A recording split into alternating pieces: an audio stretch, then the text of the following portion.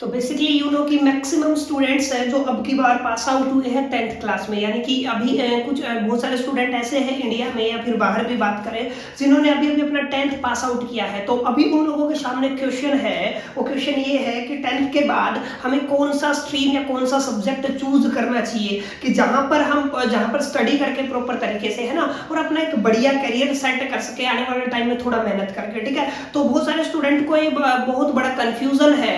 तो बेसिकली ये वीडियो आज इसी टॉपिक पर रहेगा कि किस सब्जेक्ट को हमें as a primary subject choose करना चाहिए।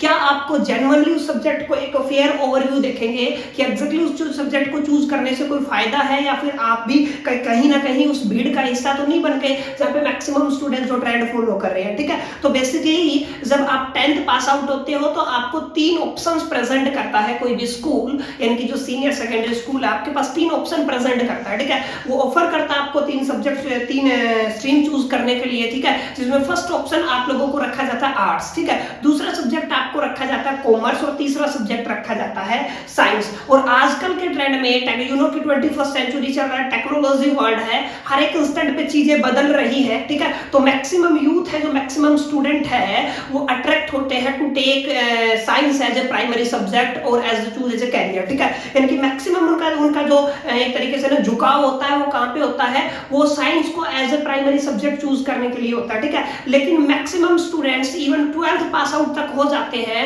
उनको एग्जैक्टली छोटी छोटी चीजें, है ना, उस सब्जेक्ट के डेप्थ में ही नहीं पता कि एग्जैक्टली क्या चीजें कहां पे चलती है। ठीक है, तो आज मेरा जो टॉपिक रहेगा वो इसी पे रहेगा।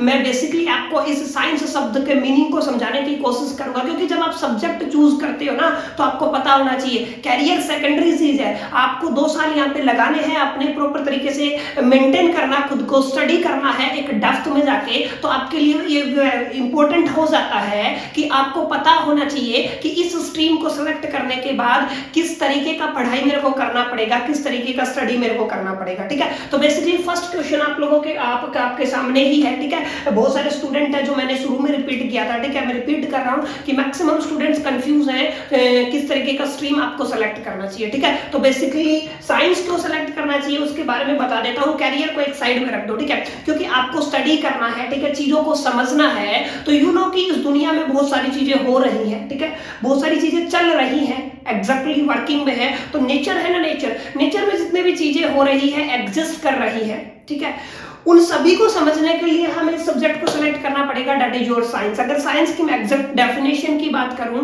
तो विज्ञान का मतलब क्या होता है, देखियो कि ऑब्जर्वेशन, और ऑब्जर्वेशन के बाद एक एक्सपेरिमेंट, किसी भी चीज को देखा जैसे मैंने, ठीक है, देखने के बाद उस पर बहुत सारे एक्सपेरिमेंट किए, और एक्सपेरिमेंट करने के बाद जो मेरे को एक सिस्टमेटिक एंड ऑर्गेनाइज्ड जो नॉलेज मिलती है ना, दैट इज कॉल्ड साइंस। यानी कि यहाँ पे आप रहस्यों को जानोगे, अलग अलग ब्रांच होती है साइंस में। ठीक है, आप यूनिवर्स को समझने में एक पर्टिकुलर अपना इंटरेस्ट क्रिएट करोगे कि क्यों, कैसे, कब और कहां चीजें एग्जिस्ट करती हैं, क्यों होती है, उनके रीजन को समझने की कोशिश करोगे इस सब्जेक्ट में जिसका नाम है साइंस। ठीक है, यहाँ पे बेसिकली अगर प्राइमरी में बात करूं, साइंस में आप लोगों को 2 ऑप्शन प्रोवाइड किए जाते हैं, first is non medical and second is medical. उनसे पहले समझ लो जो विज्ञान है, जहां पे आपको स्टडी करना है एक सिस्टमेटिक एंड ऑर्गेनाइज्ड नॉलेज जो आपको ऑब्जर्वेशन और एक्सपेरिमेंट से मिली है। ठीक है, उसको 2 पार्ट में डिवाइड किया जाता है, first is physical and another is biological. Physical science की वो ब्रांच है जहां पे आपको नॉन लिविंग थिंग्स के बारे में पढ़ाया जाता है,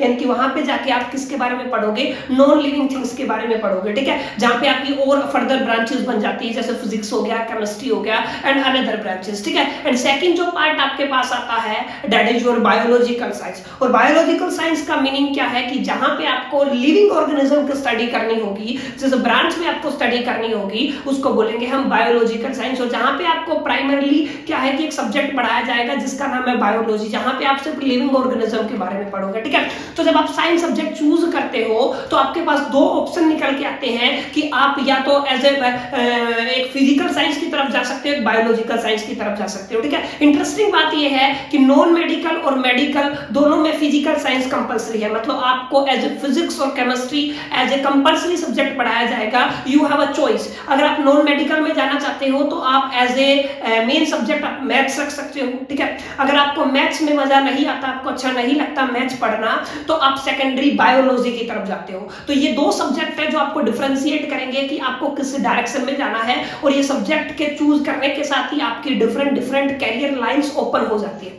ठीक है। तो बेसिकली आपको एक समझ आया कि साइंस में आपको बेसिकली क्या होगा, एक सिस्टमेटिक और ऑर्गेनाइज्ड नॉलेज का पता चलेगा जिसके बारे में आपको स्टडी करना है, ठीक है। और वहां पे आपको दो ऑप्शन प्रोवाइड करते हैं बेसिकली, एक मेडिकल और एक नॉन मेडिकल, ठीक है। मेडिकल में आप बायोलॉजिकल एज ए मेन और प्राइमरी सब्जेक्ट चूज कर सकते हो, और नॉन मेडिकल में आपको मैथमेटिक्स पढ़ाया जाएगा, ठीक है।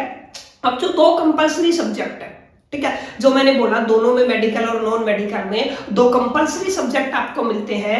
First is physics and another is second chemistry, ठीक है। तो बेसिकली मैं आपको थोड़ा सा डेप्थ में लेके चलूंगा। जो हमारा टॉपिक है दैट इज योर फिजिक्स, ठीक है। क्यों फिजिक्स हमें पढ़ना चाहिए और क्यों कंपल्सरी सब्जेक्ट है, ठीक है। तो बेसिकली अगर फिजिक्स की मैं बात करूं, इसका हिंदी में मीनिंग होता है भौतिक विज्ञान, लेकिन अगर मैं बात करूं इसको डिफाइन करने का कि एग्जैक्टली फिजिक्स होता क्या है, थोड़ा सा डेप्थ में चलते हैं और थोड़ा पीछे जाने की कोशिश करते हैं। सबसे पहले टर्म कहां से निकल के आए, ठीक है। तो जो फिजिक्स वर्ड है ये संस्कृत से लिया गया है, क्योंकि संस्कृत यू नो की मदर ऑफ ऑल लैंग्वेजेस है, तो मैंने फर्स्टली उसको प्रायोरिटी दिया है। तो वहां पे एक वर्ड है दैट इज योर भौतिकी। भौतिकी का मतलब फिजिकल वर्ड, ठीक है। तो या फिजिक्स का मतलब जर्नल आप ऐसे लगा सकते हो कि जहां पे फिजिकल वर्ड के बारे में आपको स्टडी किया जाएगा। लेकिन अगर साइंटिफिकली बात करूं तो 350 बीसी यानी कि 350 बीसी 350 बिफोर क्रिस्ट की मैं बात कर रहा हूं।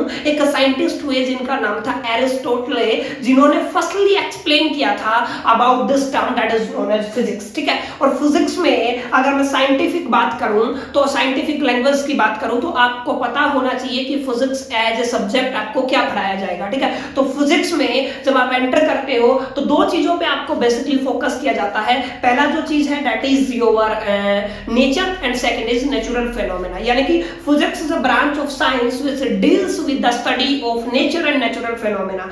प्रकृति और प्रकृति में घटित होने वाली जितनी भी घटनाएं हैं उन सभी के बारे में डेप्थ में हमें जानना है, तो हमें किस ब्रांच में एंटर करना पड़ेगा, दैट इज योर फिजिक्स, ठीक है। तो ये बहुत इंटरेस्टिंग हो जाता है कि आपको पता होना चाहिए कि एग्जैक्टली इस सब्जेक्ट में मेरे को क्या क्या चीजें पढ़नी पड़ेंगी, क्या मेरा उस सब्जेक्ट में इंटरेस्ट है। अगर इंटरेस्ट है तो ही मैं उस सब्जेक्ट को एज ए सब्जेक्ट चूज करूं, है ना, प्राइमरी सब्जेक्ट चूज करूं, ठीक है। तो बहुत इंटरेस्टिंग सब्जेक्ट है ये फिजिक्स, ठीक है, जहां पे आपको डिफरेंट डिफरेंट टाइप के नेचर और नेचुरल फेनोमेना के बारे में स्टडी करने का मौका मिलेगा, ठीक है।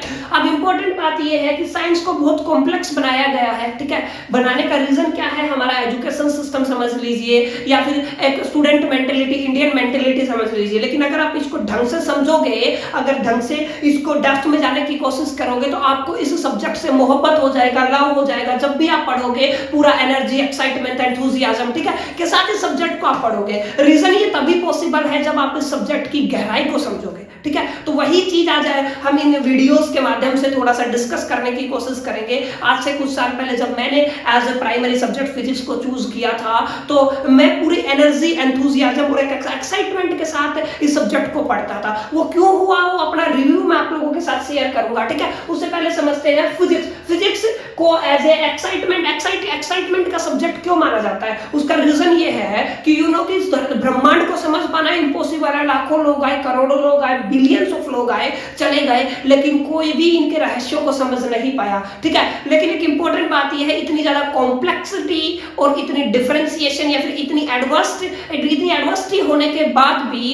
फिजिक्स एक अकेला ब्रांच है जो क्या करता है, उन सभी चीजों को रिलेट करके एक्सप्लेन करता है कुछ प्रिंसिपल्स और कुछ लॉज के थ्रू, ठीक है। तो ये बहुत एक्साइटमेंट का सब्जेक्ट बन जाता है क्योंकि आपको इतनी सारी चीजें, चंद लॉज, चंद प्रिंसिपल्स, ठीक है, और कुछ रूल्स के अकॉर्डिंग ही डिफाइन कर दिया जाता है। तो इट्स वेरी एक्साइटेड सब्जेक्ट, कितनी सारी चीजों को आपको पढ़ने का मौका मिल रहा है और वो भी कुछ रूल्स के हिसाब से आप उसको एक्सप्लेन कर सकते हो, बढ़िया से समझ सकते हो, ठीक है। दूसरा ऑप्शन ये है कि आप लोगों को यहाँ पे कुछ लोग लगातार कैरी करते हैं चैलेंज, क्योंकि उन्हें इन्वेंशन करनी है नई नई चीजें। गेटिंग माय पॉइंट, ठीक है। तो अलग अलग तरीके से अपने अपने पॉइंट ऑफ व्यू के हिसाब से आपको फिजिक्स का स्टडी करना होता है, ठीक है। और सबसे इंपॉर्टेंट बात है, आप फिजिक्स पढ़ लो, केमिस्ट्री पढ़ लो, बायोलॉजी पढ़ लो, जितने भी आप साइंस पढ़ोगे उन सभी साइंस में आप इंटर रिलेट कर पाओगे फिजिक्स को, ठीक है। इवन मैथमेटिक्स भी फिजिक्स के बिना अधूरा है, ठीक है। इवन मैथमेटिक्स भी फिजिक्स के बिना अधूरा है। तो ये मैं कह सकता हूं, आप नॉन मेडिकल में जाओ चाहे मेडिकल में जाओ, what ever the line you can choose, ठीक है, जो भी आप चूज कर सकते हो, उसमें कंपलसरी सब्जेक्ट है जिसका अपना एक भूमिका होता है, अपना एक वैल्यू होता है इस सब्जेक्ट को डेप्थ में स्टडी करने का, ठीक है। तो आपको एक ओवरव्यू मिल गया कि इस सब्जेक्ट में एग्जैक्टली आपको नेचर एंड नेचुरल फिनोमेना के बारे में पढ़ने का मौका मिलेगा, ठीक है। बहुत डेप्थ में आप चीजों को जानेंगे, क्योंकि यू नो कि 10th और 11th में स्विच होना it's completely a different world. जिस दुनिया से आप लोग आए हो और जिस दुनिया में आप जाने वाले हो, दोनों चीजें बहुत डिफर करती है, बहुत कंप्लीटली एक तरीके से अलग है, ठीक है। तो आपको बहुत जरूरी हो जाता है इस चीज को समझना कि इस सब्जेक्ट में आपको बहुत एनर्जी, एक्साइटमेंट और एंथुजियाज्म के साथ पढ़ना पड़ेगा, ठीक है। बाकी जब आप 11th में आते हो तो कुछ किस तरीके का सिलेबस आपको पढ़ाया जाता है, कौन कौन से चैप्टर्स हैं, आपको किस तरीके से पढ़ना था, किस चैप्टर में किस चीज के बारे में डिस्कस किया है, वो हम आने वाली दूसरी वीडियो में डिस्कस करेंगे। इस वीडियो में इतना ही, मेरी तरफ से ऑल द बेस्ट।